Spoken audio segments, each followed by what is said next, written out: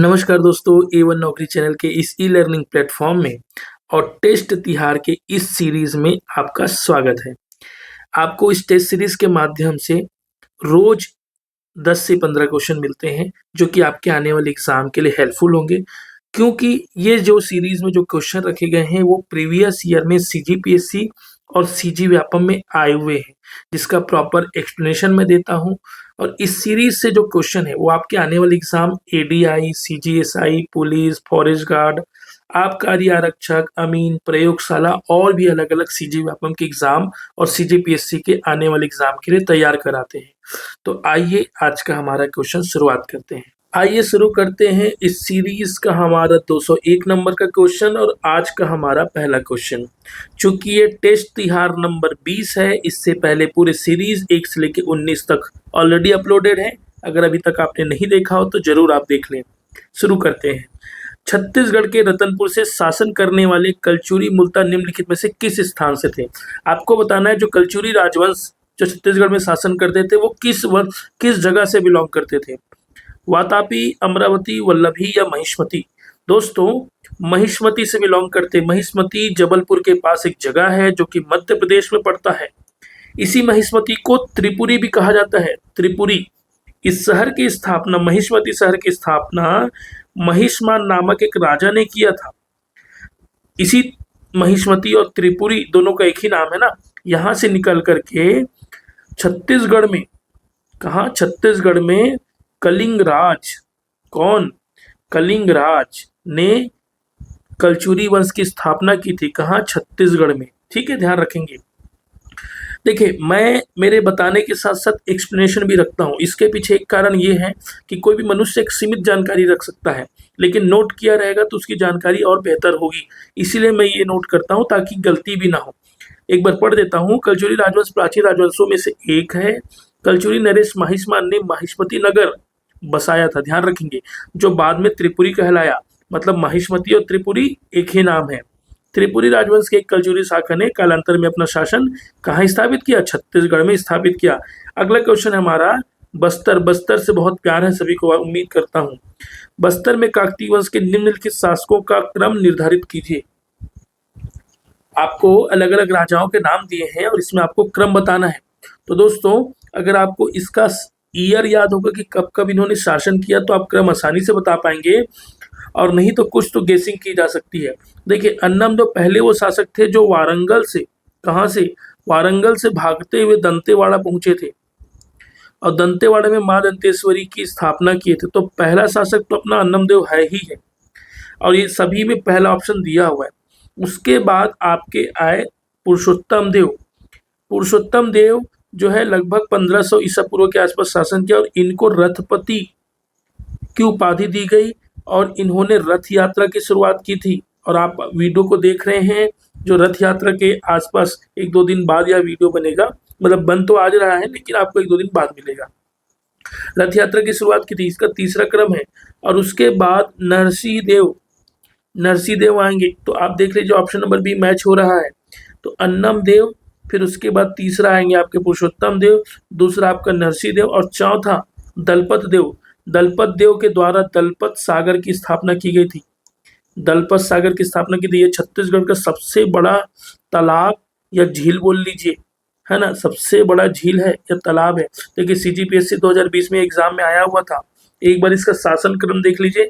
अन्नम देव किए हैं 1324 से 1369। पुरुषोत्तम देव किए हैं 1478 से 1535। ये पहला हुए, ये सेकंड हुए क्रम के हिसाब से। फिर नरसिंह देव क्रम के हिसाब से तीसरे, और फिर दलपत देव क्रम के हिसाब से चौथे। अगला क्वेश्चन देख लीजिए। 203 नंबर का क्वेश्चन है हमारा। प्राचीन छत्तीसगढ़ के सरबपुरी शासक, कौन से शासक? सरबपुरी याद आया? संबलपुर तरफ, सरब राजजगह, सारंगढ़ तरफ, ये वही वाले शासक हैं। सुदेव राज ने अपने अधिकारी इंद्रबल को निम्नलिखित में से किस पद पर आसीन किया था? पहला क्वेश्चन आपके लिए, सरबपुरी वंश की स्थापना किसने की? चलिए कमेंट बॉक्स में बताइए। दूसरा मैं बताऊंगा आपको, जो उसके आगे के शासक रहे सुदेवराज, और उन्होंने एक पद दिया था। किनको पद दिया था? इंद्रबल राज को। इंद्रबल राज कौन है पता है? इसी को भरत बल बोला गया है।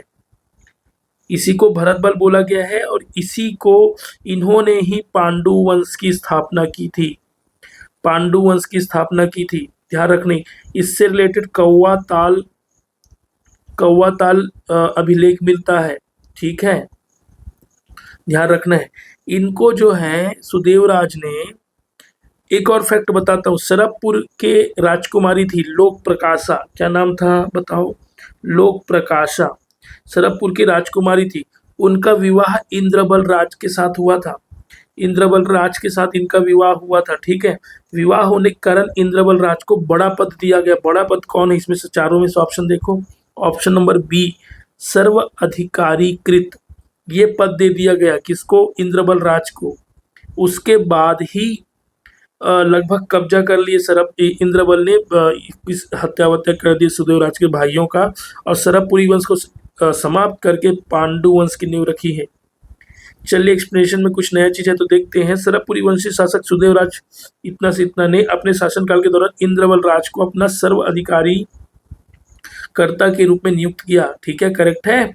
कोई मिस्टेक हो तो भाई कमेंट बॉक्स में जरूर बताना, है ना।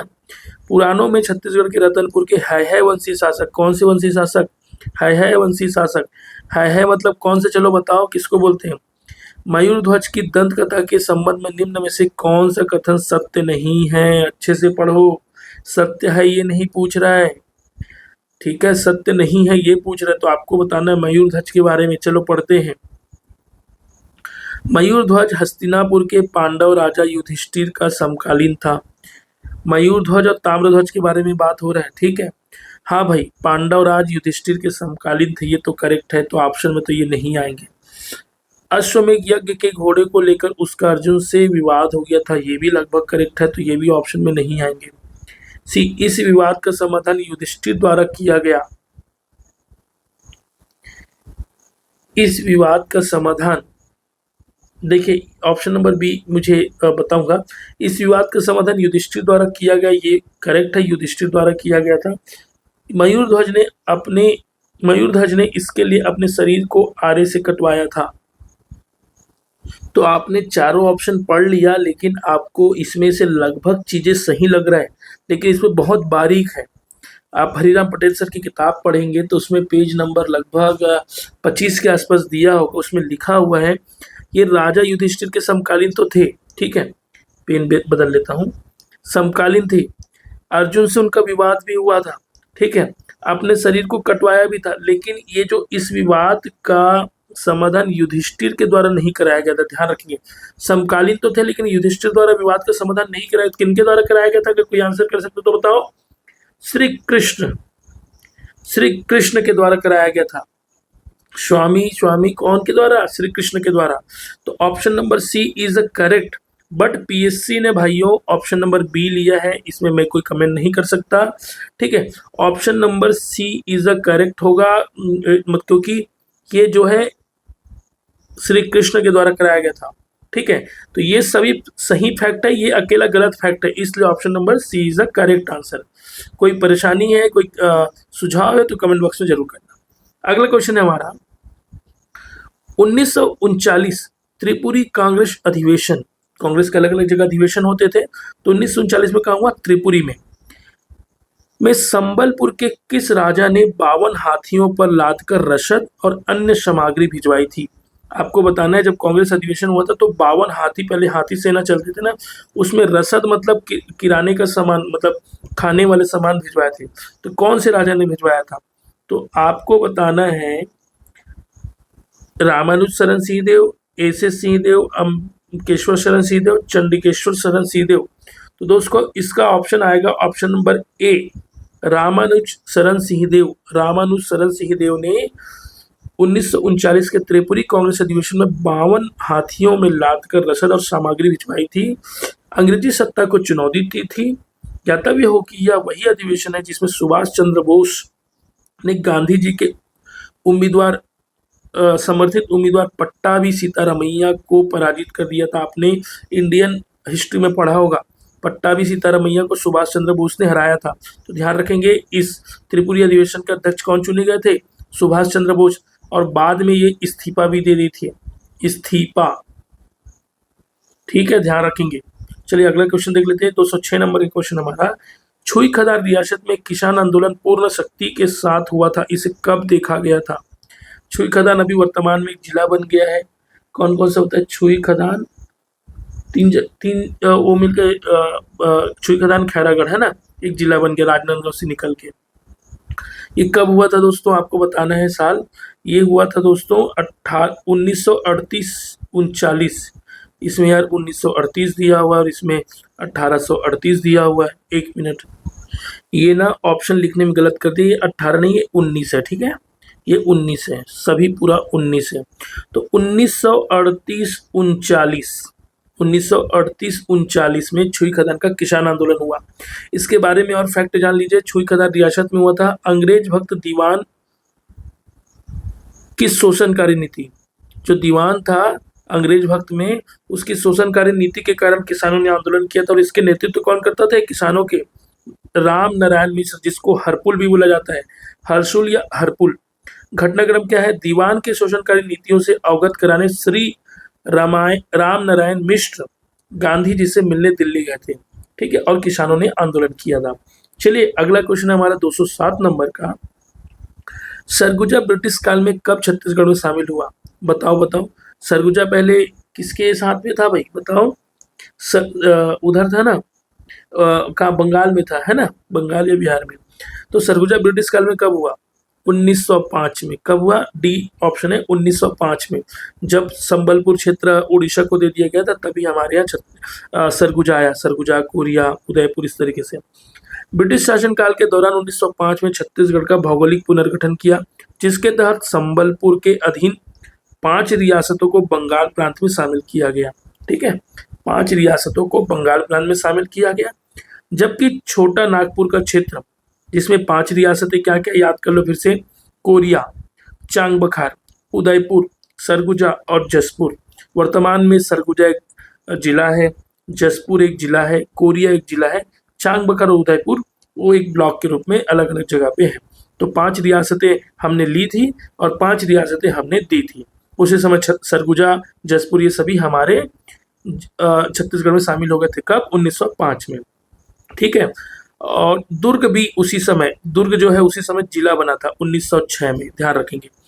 208 नंबर क्वेश्चन है, छत्तीसगढ़ के निम्नलिखित स्थानों में से कहाँ पाषाण युग का मेनहिर या पाषाण स्तंभ प्राप्त हुआ है? बताओ, मेनहिर या पाषाण स्तंभ बोला जाता है, कहाँ प्राप्त हुआ है? करका-भाटा, मल्हार, कबरा पहाड़ या तरी घाट? दोस्तों, करका-भाटा एक जगह है जो कि जहाँ पे छत्तीसगढ़ में पाषाण स्तंभ प्राप्त हुए, मेनहिर जिसको बोला जाता है। छत्तीसगढ़ में ताम्र लौह युगीन पाषाण स्तंभ, ताम्र लौह युगीन पाषाण स्तंभ मेनहिर के साक्ष्य करका-भाटा से प्राप्त हुए हैं। मेनहिर में विशाल पत्थर को सामान्यतः गोलाकार, अंडाकार व घोड़े के नाल गोलाकार, अंडाकार और घोड़े के नाल के आकार में रखा जाता था। आपको आकार के बारे में नया फैक्ट पता चला है कि मेनहिर कौन से शेप में रहता है, बताओ कौन से आकार में रहता है? पेपर में आ सकता है, गोलाकार, अंडाकार, घोड़े के नाल के आकार का। अगला क्वेश्चन हमारा 209 नंबर का क्वेश्चन है, छत्तीसगढ़ के बानाबरत में निम्नलिखित गुप्त शासक का सिक्का प्राप्त नहीं हुआ है। छत्तीसगढ़ के बानाबरत में निम्नलिखित गुप्त शासक का सिक्का प्राप्त नहीं हुआ है। कच्छ, स्कंदगुप्त, चंद्रगुप्त, समुद्र। किसी के पास आंसर है? 2021 में आए हैं रजिस्ट्रार पेपर में। दोस्तों मेरे ख्याल से बानाबरत में लगभग शासकों का प्राप्त हुआ है। एक बार इसका आंसर से मैं एक्सप्लेनेशन करने की कोशिश करता हूँ। पीएससी ने भी वही लिया और इसको एलिमिनेट कर दिया है, फिर भी हमारे फैक्ट के लिए जानकारी इकट्ठा कर लेते हैं। छत्तीसगढ़ के बानाबरत में गुप्त काल के कुल 9 स्वर्ण सिक्के प्राप्त हुए। कितना? 9, बानाबरत में, ठीक है। आइए देखते हैं, इसमें एक सिक्का कुमारगुप्त का, ठीक है, एक सिक्का किसका? कुमारगुप्त का। फिर एक सिक्का है आपके कच्छगुप्त का, कच्छगुप्त का भी एक सिक्का प्राप्त हुआ है। 7 सिक्के आपके स्कंदगुप्त के हुए। तो टोटल कितना हुआ? 9 तो हो गए, है ना, 9। तो स्कंदगुप्त, कच्छगुप्त और कुमारगुप्त। ऑप्शन देख लेते हैं। कच्छ के मिले हैं, स्कंदगुप्त के मिले हैं। देखो ऑप्शन में यहाँ पे दोनों के नहीं मिले, तो कुमारगुप्त यहाँ पे देना था। ऑप्शन देने में गलती कर दी है। अगर यहाँ पे एक समुद्रगुप्त की जगह में कुमारगुप्त होता तो ऑप्शन नंबर नहीं मिले में आ जाएगा चंद्रगुप्त। तो ये ध्यान रखिए पेपर के लिए, चंद्रगुप्त और समुद्रगुप्त के नहीं मिले हैं। चंद्रगुप्त और समुद्रगुप्त के नहीं मिले हैं। कहाँ से? बानावरत से। ठीक है, ये फैक्ट आप नोट कर लीजिए। 210 नंबर, कौशल एवं उत्कल में शासन 1040 से 1065 करने वाला महाभौगुप्त चतुर्थ उद्योग केसरी जिसको बोला जाता है, वंश का शासक था। कौन से वंश का शासक था बताओ? हम पढ़े हैं ना यार, वही वाला यार, शिवगुप्त, फिर महाभौगुप्त प्रथम, महाशिवगुप्त प्रथम, महाभौगुप्त द्वितीय, महाशिवगुप्त द्वितीय, महाभौगुप्त तृतीय, महाशिवगुप्त, ये उद्योग केसरी, ये वाली बात है। तो कौन से वंश के थे?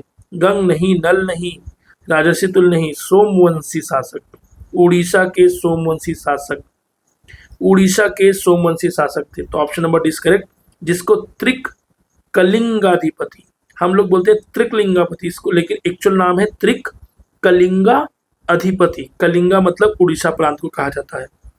तो आज के हमारे 10 क्वेश्चन कंप्लीट होते हैं आपके 15 नंबर की सीरीज में। इसमें एडिशनल फैक्ट कुछ नहीं है, उत्कल का अधिपति मानते थे। ठीक है, तो दोस्तों हमने टोटल 200 से 210 क्वेश्चन आज कर लिए आपके 10 मिनट में।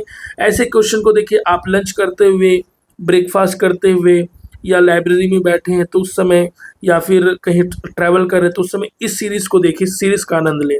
और लगातार आपके 10-10 क्वेश्चन ऐसे बिल्डअप होते जाएंगे, जो कि 10 से 15 मिनट में लूंगा। और ये प्रीवियस ईयर आए हुए क्वेश्चन है यार, तो आपको काफ़ी हेल्पफुल होगा। और मैं गारंटी देता हूँ कि कोई ना कोई पेपर में जो आप दे रहे हो, जो साल भर 2 साल आने वाले देने वाले हो, उसमें जरूर आएगा, ये जरूर आएगा। और आकर के आप बताना आपके पेपर में आया है कि नहीं आया। और हाँ, यह सीरीज अच्छा लग रहा है ना, तो मुझे सपोर्ट करने के लिए आपका लाइक जरूर चाहिए, और सब्सक्राइब नहीं किया तो सब्सक्राइब कर लीजिए। Thank you so much.